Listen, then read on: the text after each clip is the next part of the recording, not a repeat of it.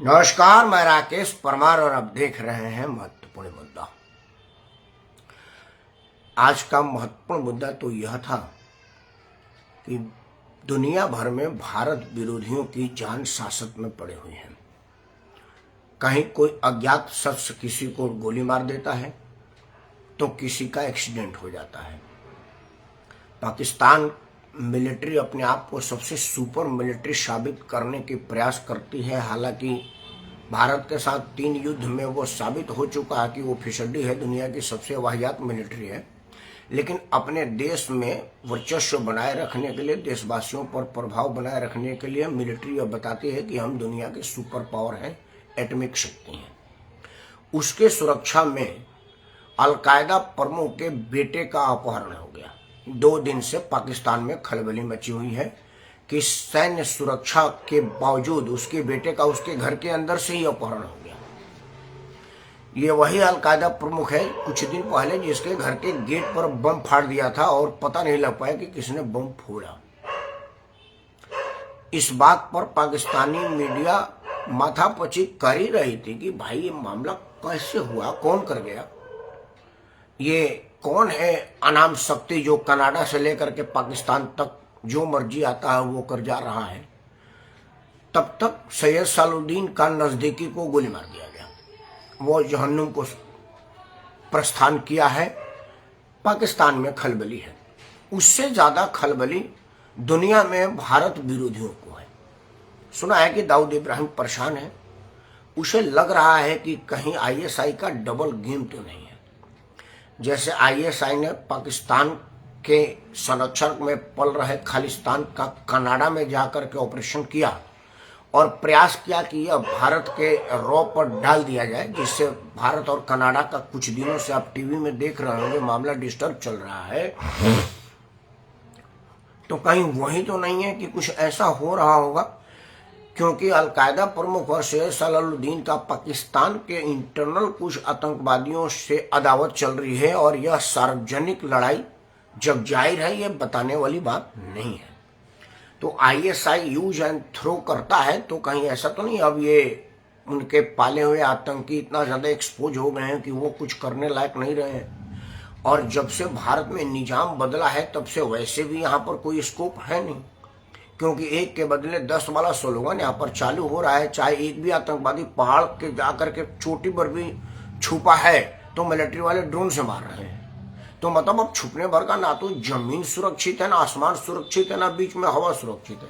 तो भारत के विरोधियों का कहीं सुरक्षा नहीं है। यह देखते हुए आतंकवादियों में खलबली है, चाहे वो भारत विरोधी खालिस्तानी हो या अलकायदा और आईएसआई के आतंकी हो। ईश्वर उनको जहन्नुम रसीद करे और वहां पर भी वो बेचैन रहे। इन्हीं बदुआओं के साथ इस विषय को समाप्त करते हैं, मेन मुद्दा पर आते हैं। मित्रों, आज एक समाचार जोर शोर से आया, बल्कि कल का समाचार है कि पंजाब प्रांत में कांग्रेस पार्टी का सिटिंग एमएलए ड्रग के केस में गिरफ्तार हुआ है।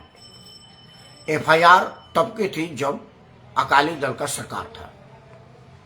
आम आदमी पार्टी का लोग सरेआम इस बात का वाहवाही कर रहे हैं कि पंजाब में एक कानून का राज वाला शासन है और जो कानून के विरुद्ध जाएगा उसका यही अंजाम होगा। खैर, हम अंजाम की बात करें उसके पहले यह बात कर लेना चाहते हैं कि अंजाम है क्या और मामला है क्या। मित्रों, मामला है कि बार बार पाकिस्तान निकल जा रहा है। असल में कहा है कि अरविंद केजरीवाल का जहां भी शासन है वहां पर कुछ ऐसा ही वातावरण हो जाता, दिमाग में पाकिस्तानी रहता है।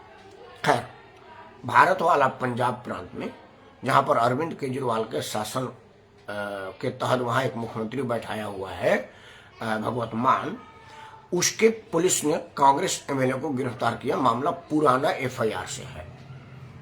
इसमें कहीं कोई अदावत नहीं है, कहीं कुछ नहीं है। अगर आपके ऊपर एफआईआर हो गए, आप गिरफ्तार होंगे। आप सत्ताधारी पार्टी में रहेंगे तो कुछ बचाव हो जाएगा, हो सकता है पुलिस आपको भगोड़ा घोषित कर दे। लेकिन अगर आप विपक्ष के पार्टी में होंगे, मिनट लगेगा आपको गिरफ्तार करने में। ये देश भर के राजनीति में ये हुआ है। उसके लिए कोई पंजाब, उत्तर प्रदेश, बिहार, बंगाल कुछ अलग नहीं है, वो है। हालांकि शिवराज चौहान ने अपने एक गुंडा कार्यकर्ता का घर तोड़वा दिया, उस पर अपने एक जमीन खरीदार को पीट पीट करके मार देने का इल्जाम था। उसके घर पर बाकायदे भारतीय जनता पार्टी का कार्यालय लिखा हुआ था और भाजपा का झंडा था, और भाजपा के कलर में उसने अपना घर भी रंगवाया था। तब भी वो बुलडोजर ने यह नहीं देखा कि यह भाजपा का कलर है, वो कानून का अपराधी था, इसलिए बुलडोजर चल गया। शिवराज चौहान को लगता है कि योगी आदित्यनाथ का असर हो रहा है, क्योंकि योगी जी तो कानून के अलावा कुछ सुनते ही नहीं है। वो ये नहीं देखते कि पार्टी कौन है, आदमी कौन है, कार्यकर्ता किसका है, वो देखते हैं कानून का अपराधी है तो अपराधी की तरह उसके साथ व्यवहार किया जाएगा, और अगर वो अपराधी नहीं है तो आपके साथ आदमी की तरह से व्यवहार किया जाएगा, चाहे आप किसी भी पार्टी से बिलोंग करते हो। तो लगता है कि शिवराज चौहान भी कुछ योगी आदित्यनाथ के रास्ते कदम पर चल रहे हैं, और अगर पूर्णतः चलेंगे तो ये अच्छी बात है। खैर, आते हैं पंजाब पर। मित्रों, केजरीवाल के टीम के लोग जोर शोर से इसको उठा रहे हैं कि भाई आप अपराधी थे, आप नशा का व्यापारी थे, आप ऐसा क्यों कर रहे थे। मैं इसी बात पर कुछ बातें आपको कहना चाह रहा हूँ। ये जो सज्जन आज गिरफ्तार हुए हैं, जिन पर नशा का इल्जाम है और जिस पर आम आदमी पार्टी के सभी लोग चिल्ला रहे हैं, कानून का राज बता रहे हैं, यह सज्जन पंजाब में आम आदमी पार्टी का चेहरा हुआ करते थे। आम आदमी पार्टी से चुनाव लड़े हैं और आम आदमी पार्टी के बड़े प्रतिष्ठित नेता होते थे। और तब अरविंद केजरीवाल ने कहा था कि इन पर झूठा इल्जाम है, यह तो नेक दिल इंसान है, शंकराचार्य के साक्षात और अवतार हैं। इन जैसा पाक साफ वाले आदमी पर इल्जाम लगाना बिल्कुल मानवता को शर्मसार करना है। मैं सर्टिफिकेट दे रहा हूँ, क्योंकि केजरीवाल सर्टिफिकेट बांटते रहते हैं। तो केजरीवाल ने सर्टिफिकेट दिया था कि ये आदमी बिल्कुल ठीक है, और ये मामला उसी वक्त का है जिस वक्त केजरीवाल ने सर्टिफिकेट दिया था। हालांकि आप सबने केजरीवाल का सर्टिफिकेट का हश्र देखा। दिल्ली में जो उसका मंत्री था जितेंद्र तोमर, उसको केजरीवाल ने सर्टिफिकेट दिया था कि मैंने देखा है, उसका लॉ का डिग्री सही है। तो सीबीआई वाले ने बोला कि आपको बात मान ले तो आप IRS अफसर रहे हैं, झूठ थोड़े बोलेंगे। उत्तर प्रदेश दिल्ली के मुख्यमंत्री रहे हैं, आप झूठ थोड़े बोलेंगे। हमको सिर्फ पूछ लीजिए जितेंद्र जैन से कि पढ़ कौन से कॉलेज में रहा था, कमरा कौन सा था। जितेंद्र जैन को अपने स्कूल का नाम का पता नहीं था, कहां पर विद्यालय स्थित है ये भी नहीं था, क्योंकि पढ़ा होता तुम ना पता होता। तब जाकर के वो जब गिरफ्तार हुआ तब उसको मंत्रिमंडल से बर्खास्त किया। वही हाल वो राशन वाला बता, वो जो राशन कार्ड बना रहा था, अपने राशन कार्ड बनाने की प्रक्रिया को सब लोगों ने अपने अपने मोबाइल पर देखा ही होगा, मैंने तो देखा है। अब आप लोग हाँ कहें ना कहें, कुछ लोग शर्म के मारे कहेंगे नहीं मैंने नहीं देखा, बट देखा सभी ने, क्योंकि वो इतना ज्यादा वायरल हुआ था वो राशन कार्ड बनाता हुआ वीडियो कि सबने देखा था। उसको भी कहा था कि नहीं ये फेक वीडियो है, मॉर्फ किया गया है, ये मेरा मंत्री नहीं है। बाद में उस मंत्री ने कहा था कि हाँ ये मेरा है, हमने वीडियो बना के देखना चाहता कि हम इसको कैसे, इस खेल को कैसे देख रहे हैं और बार बार देख के मजा लेना चाहते थे, तब जाकर के उसको हटाया। और भी कई है, मैं कितना उदाहरण दूं। मतलब केजरीवाल, मनीष सिसोदिया को भी कहा था, मनीष सिसोदिया कोर्ट ने उसको अब तक जमानत नहीं दिया है, और कोर्ट से मनीष सिसोदिया जितना बार भी जमानत की एप्लीकेशन देता है उसमें एक बार भी सबूत नहीं देता अपने बेगुनाही का। यह कहता है कि पत्नी की तबीयत खराब है, बच्चे का तबीयत खराब है, माँ का तबीयत खराब है, और कोर्ट यह कहती है कि मनीष सिसोदिया जो कि अरविंद केजरीवाल के पार्टी का नेता है और दारू में इतना पैसा कूटा है कि उसको उसके पत्नी के इलाज के लिए जरूरत नहीं है, अस्पताल में नर्स है और अस्पताल की व्यवस्था है, और रुपया इतना कमा रखा है कि पैसे की कमी ना है। तो तू जाके क्या करेगा, डॉक्टर थोड़ी है, तेरे पत्नी का इलाज अस्पताल करेगा, पैसा की कमी ना है तेरे पास, जाने दे, अंदर ही रह तू। फिर बार बार अप्लाई करता है। तो जज साहब ने कहा कि भाई जब बार बार मुंह उठा के आ जाते हैं, कोई सबूत लेके आइए। अब सबूत आपके पास है नहीं तो मत आइए। तब जब फटकार लगाए तो वकील अब शर्मा रहा है, जाने से इनकार कर रहा है। खैर, केजरीवाल का बात क्या करें, वही बात पंजाब के उस नेता के लिए भी कहा था, लेकिन आज उसको वो अपराधी कह रहा है। मजे की बात यह है कि जो गुप्ता राज्यसभा का सांसद है दिल्ली से, वह गुप्ता कौन है 2 मिनट उसके विषय में भी आ जाए। बात आज वही कि राजनीति में मेरी राजनीति तेरी राजनीति, मेरे साथ है तो साधु है, अपने दूसरे के साथ है तो बेईमान है, पर चर्चा है। 2-3 उदाहरण दूंगा, वीडियो ज्यादा लंबा नहीं करूंगा। यह गुप्ता कांग्रेस के नेता हुआ करते थे, सामाजिक आदमी होने के नाते हमारे भी जान पहचान के हैं। अरे भाई इसका स्कूल माफिया है, कितना स्कूल चलता है पश्चिमी दिल्ली और नागलो इलाके में, तो खैर इसका बोर्डिंग स्कूल है और बढ़िया स्कूल है। मतलब मेरे एक मित्र की बेटी पढ़ती है और इसके हॉस्टल में रहती भी है और कहती है कि पढ़ाई ठीक है, और बहुत दूर तक फैला हुआ स्कूल है। उधर मुंडका के आगे जाएंगे तो बड़ा स्कूल है, बड़ा बढ़िया है। इसने अरविंद केजरीवाल के कुकर्मों का बकायदा अखबार में इश्तहार दिया, पब्लिक खबर छपाया और उस अखबार का बड़ा बड़ा बैनर डलवाया और पूरे दिल्ली में उस बैनर को छिपवा दिया। हर चौक चौराहे पर वो अखबार का कतरी का बैनर लगा हुआ था। उसी बैनर को पढ़ करके अरविंद केजरीवाल ने इसको बुलाया था कि इधर आ भाई, तुम बड़ी खुफिया रिपोर्ट जानता है, मेरे पास तो अभी इससे भी ज्यादा है, तेरे लिए क्या करें, जितने की तू घोटाले की बात करता है उसका आधा रुपया भी अगर तू मेरे को दे देगा मैं तेरे को राज्यसभा में भेज दूंगा। तो यह पुख्ता नहीं है, मेरे को केस मत कर देना। कहा जा रहा है कि शायद 110 करोड़ रुपया दे करके ये गुप्ता ने राज्यसभा की सीट खरीदी थी। महरौली में एक फार्म हाउस तो है ही है जिसका जीता जागता सबूत है केजरीवाल के पास। यह अरविंद केजरीवाल का अब वो सांसद है राज्यसभा में जो अरविंद केजरीवाल को बेईमान होने का अखबार में इश्तहार निकाला था, खबर निकलवाया था। अरविंद केजरीवाल को इस मामले में मेरे पर केस करना हो तो करे। वो 110 करोड़ वाला बात का मैं गारंटी नहीं देता क्योंकि मेरे सामने नहीं है, लेकिन वो अखबार वाला मामला मेरे सामने है। केजरीवाल मेरे पर केस कर सकता है, वो अखबार समाचार के ऑफिस से निकल जाएगा और दिल्ली के बैनर पर है, कई सोशल मीडिया पर उसकी तस्वीर है, सोशल मीडिया पर भी आ सकती है।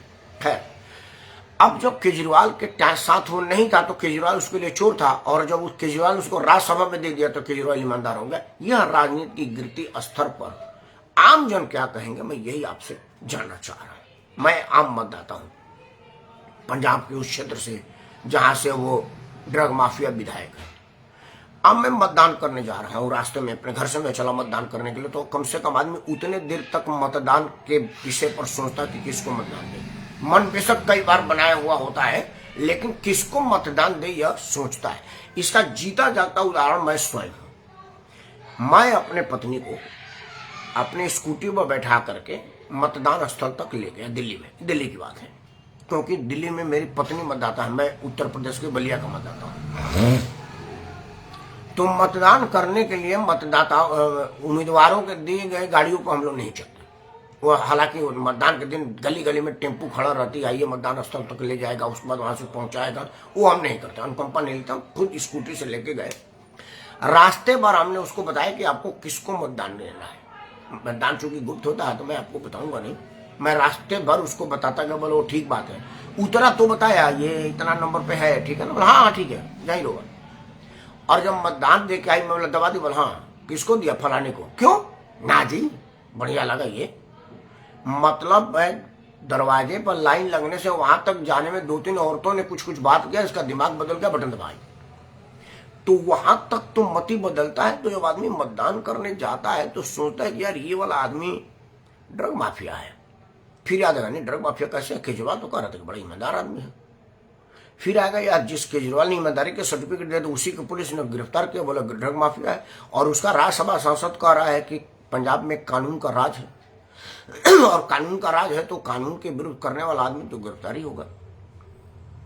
और जो विधायक है वो ये कह रहा है कि ना तो मैं तब ड्रग माफिया था ना मैं अब ड्रग माफिया हूं। असल में मेरा अपराध ये है कि मैं राघव चड्ढा से यही पूछ लिया था कि भाई 3.5 लाख रुपया कमाने वाला आदमी कुछ करोड़ का हीरे की अंगूठी अपने पत्नी को कहां से गिफ्ट किया। जिस आदमी के पास कुल 37 लाख रुपया की चल अचल संपत्ति है, वह 37 करोड़ रुपए रिसोर्ट में खर्च कैसे कर दिया शादी में। जिस आदमी के पास एक साधारण 5-7 लाख की पुरानी गाड़ी है, वो बारातियों को बुलाने के लिए दुनिया की सबसे महंगी कारों का कारवां कहां से इकट्ठा कर दिया। यही कुछ बातें हमने पूछ लिया था। अब ये बात वो विधायक जी तो हास्यास्पद कह रहे हैं। विधायक है तो उनको खुद भी ये पता होगा कि वो कैसे कर लिया, मालूम आम जन को तो नहीं समझे, लेकिन विधायक जी को तो ये बात समझे। क्या पंजाब के विधायक जी को यह बात मालूम नहीं है कि राघव चड्ढा पंजाब का सुपर से ऊपर मुख्यमंत्री है। पंजाब में केजरीवाल ने एक बेवड़े को मुख्यमंत्री के सीट पर बैठा रखा है सिर्फ इस बात के लिए कि भाई तू नाम कर, काम तो राघव चड्ढा करेगा। और राघव चड्ढा काम कर भी रहा है। टिकट बंटवारे के टाइम में उम्मीदवारों ने जो जूता से स्वागत किया था राघव चड्ढा का, वो आप भूल गए। उम्मीदवारों ने वैसी जूताबाजी तो की नहीं थी। कई उम्मीदवारों ने कहा था कि मेरे से इतना रुपया ले लिया और सीट दूसरे को दे दिया। जब पूछने में बोला कि उसने बोली ज्यादा लगा दी थी। ऐसे में कुछ भड़क गए थे और इसको जुतियाने लगे थे। वो वीडियो सभी चैनलों पर चला था, सोशल मीडिया पर तो और ज्यादा व्यापक चला था। तो राघव चोड़ा मुफ्त में जूता खाया था। इतनी जूते की जोर पर इतना नहीं काम किया होगा कि वो अपने मेहरारू के लिए कुछ करोड़ रुपए का हीरे का अंगूठी खरीद ले, वो भी मेहरारू हीरोइन है उसकी। अरे हम जैसों को मिले तुम तो खेत बेच कर का अंगूठी दे दे, जितनी बढ़िया हीरोइन है वो। तो राघव चड्ढा के पास बेचने की क्या जरूरत है, सक्षम है उसके पास। और जो पंजाब में सरकार की तरफ से कमाई हो रही है, आपको क्या लग रहा है भगवत मान को मिल रही है? भगवत मान तो वैसे भी देसी पीता है, उसमें तो कुछ बहुत ज्यादा पैसा लगता नहीं है। देसी ठर्रा वाला आदमी तो बड़ा सस्ता है, और वो आदमी भी सस्ता है। कभी कभी अंग्रेजी पी लेता होगा हफ्ते में 10 दिन में, नहीं तो नियमित रूप से तो वो देसी वाला है। वो मैं इसलिए कह रहा हूं कि मैं दारू नहीं पीता, लेकिन जिस तरह की वीडियो में हरकतें उसकी आती है वो ठर्रा वालों को आती है। क्योंकि मैं कुछ लोगों को बड़ा नजदीक से जानता हूँ जो अंग्रेजी पीते हैं और महंगी माल पीते हैं, और वो पीने के बाद पता ही नहीं चलता वो पिए हैं। बस नजदीक में मुंह की बात बर्दाश्त नहीं होती, तभी लगे कि गैरी मार रखा है, लेकिन चाल चलन से बिल्कुल लहराते हुए नहीं चलते हैं। लेकिन वो देसी पीने के बाद गली में लुढ़कते हुए मैंने कईयों को देखा है। तो वो जो भगवत मान की एक्शन होती है वो बेड़े वाली होती है, वो ठर्रा वाली होती है, तो सस्ता माल लेता होगा। तो इसीलिए मैं कह रहा सस्ता माल में कितना खर्चा होता होगा, और बाकी तो राघव चड्ढा ही ले रहा है। तो राघव चड्ढा से यह पूछना तो वाकई बड़ी गलत बात है। और वो भी विधायक जी ने पूछा है, जिनको पता है कि विधायक में 40,000 रुपया खर्चा करने की लिमिट है, और 40,000 रुपया का तो वो 15 मिनट में खर्चा कर देते हैं। तो जिस स्रोत से आप खर्चा करते हैं उसी स्रोत से तो राघव चड्ढा ने अपने बीबी के लिए हीरे का अंगूठी दिया है। यह बात एकदम हास्यास्पद है, और आपको तो सजा होना ही चाहिए। आम आदमी पूछता, चिंता होता कि यार ये कैसे हो गया, जिसके घर में 3.5 लाख रुपया मात्र है, वो 3.5 करोड़ से भी महंगा हीरा का अंगूठी कहां से लाया, उसके दिमाग में बात नहीं आएगी। वो पूछेगा, समझ में आती है, नेताजी कैसे पूछे। यह बात आजकल सरासर बेईमानी है, और इस बात पर चर्चा करना ही मैं समझ रहा हूं कि राजनीति का अपमान है। और इस तरह की किसी तरह की अपमान की इजाजत किसी को नहीं दी जा सकती, क्योंकि नेताजी की कमाई का स्रोत पूछना बिल्कुल उतना ही बड़ा अपराध है जितना बड़ा अपराध रहने दीजिए, नहीं तो कुछ समुदाय बिगड़ जाएंगे। खैर, देश की बिगड़ती राजनीतिक व्यवस्था पर बातें तो बहुत करनी थी, क्योंकि यह देखा जाता है कि कोई आदमी किसी पार्टी में है तो लोग कहते हैं कि ये चोर है, इसने ये घोटाला किया है, ये कोर्ट से वांछित है, पुलिस ढूंढ रही है। लेकिन जो पुलिस ढूंढ रही है वो आदमी उसी पार्टी में चला जाता है, तो फिर वो निर्दोष साबित हो जाता है, पाक साफ हो जाता है, बैतरनी पार कर जाता है, गंगा स्नान कर लेता है। यह बात सभी पार्टी पर लागू होती है, चाहे वो भाजपा हो, कांग्रेस हो, सपा हो, बसपा हो, सभी पार्टी पे। यही अपराधी ड्रग तस्कर जब आम आदमी पार्टी में था, कांग्रेसी इसको चोर कहते थे। जब कांग्रेस की सरकार थी, ये कांग्रेस में आ गया तो ये ईमानदार हो गया, और अब आम आदमी पार्टी वाले इसको बेईमान कह रहे हैं। उसी तरह से पश्चिम बंगाल का जो अभी नेता भाजपा है, उसको भारतीय जनता पार्टी ने केस किया था कि इस पर फलाना वाला घोटाला है, लॉटरी घोटाला है, वो घोटाला है, ये घोटाला है। जब उसके पार्टी में आ गया तो एकदम भाजपा की तरफ से बिल्कुल ठीक हो गया। उसी तरह से सपा का, बसपा का, मतलब मैं एक राजनीतिक दल का नाम रख रहा हूं का मतलब नहीं कि बाकी को मैं क्लीन चिट दे रहा हूं। भारत के सभी राजनीतिक दलों का यही हाल है कि अगर आप उस पार्टी में हैं और उस पार्टी की सरकार है तो आप अपराध मुक्त हैं, और दूसरे वाले आपको चोर बेईमान कहेंगे, और जब आप उस पार्टी में चले जाएंगे तो वो आपको ईमानदार कहेगा और बाकी के चोर बेईमान कहेंगे। मतलब इससे ये साबित होता है कि आदमी चोर बेईमान नहीं है, उसकी पार्टी चोर बेईमान है। अगर आप हमारे पार्टी में नहीं है तो चोर है, और हमारे पार्टी में तो ईमानदार है।